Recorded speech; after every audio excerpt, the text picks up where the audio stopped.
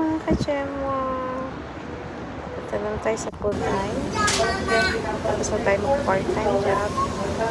Introduction ng bus. Sira pa rin yung car, kaya magbabas pa rin ako. Papunta sa full-time job. Okay, thank you. Okay, dito na tayo. Here we are, mga kachemwa ko. Nice weather. Nag-melt na yung mga snow. Ayan.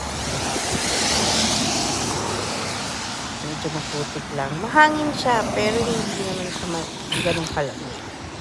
Ayan mga kachemwa, tatawid na ako. Papunta na ako, papasok sa full-time job. Ayan na mga kachemwa. Bye! See you again sa susunod mga kachemwa. Bye!